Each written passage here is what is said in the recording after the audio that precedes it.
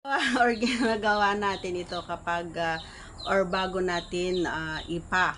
So, yan ang ating pag-uusapan. Kung gusto mong malaman kung ano yung ibig sabihin, tapusin po ang ating video. And please do me a favor once again, please do subscribe and click our tiny notification bell so that you'll be updated every time we have a new upload videos. Disclaimer din po, ang videos po natin ay para lamang po sa may bukas ang kaisipan, may malawak na pang-unawa. Kung wala po tayo nito, maaari na lamang pong mag-skip at mamili ng mga videos na nararapat para sa inyo.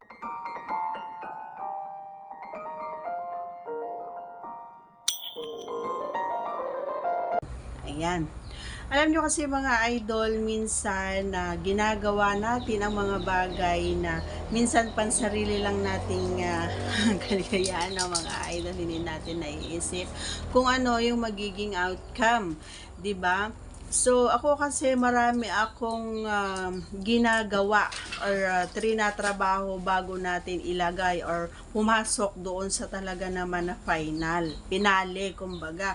Kasi kung tutuusin ang mga kalalakihan or kayo ay gusto nyo kasi diretso lang. Minsan na tinatamad tayo na magtrabaho or tinatamad tayo na gawin yung mga alam natin na makakapagpasaya sa ating mga kapareha. Ay sana naman po ay wag ganoon. Kasi nga hinahanap-hanap din ng mga kababaihan yung mga minsan na pag-uusapan or naririnig nila sa kapaligiran. So, minsan pinagko-compare namin kung bakit sa akin hindi ginagawa, ba't sa'yo ginagawa.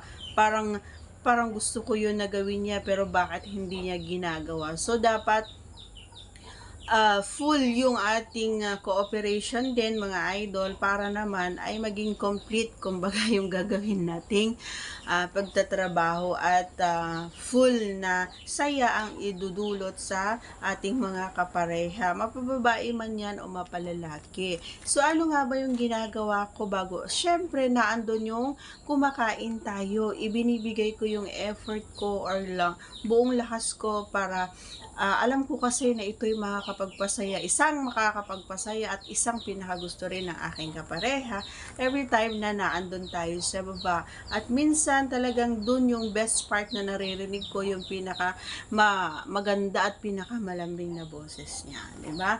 So gusto niyo bang marinig yung mga ganon, di ba? Yung ganon yung mga kapareha. So ang sarap sa pakiramdam. Kasi nga kahit hindi man natin sabihin, nakakapag-relax or nasasabi natin sa sarili natin na parang ang galing ko, ang galing niya. Parang alam mo yun, na-appreciate niya. Every time kasi na naririnig ko yung boses ng kapareha ko, every time na naandun ako sa baba niya, feeling ko kasi ang galing ko and feeling ko nagugustuhan niya yung ginagawa ko.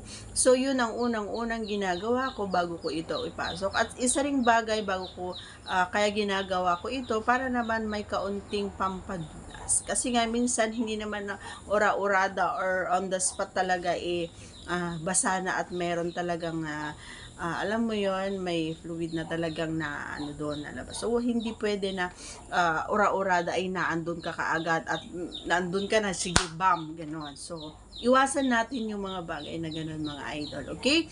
So that's all for today's video. Once again, if you are not yet connected, please do subscribe and click our tiny notification bell so that you'll be updated every time we have a new upload videos. Thanks for watching everyone. See you again on our next vlog. Bye!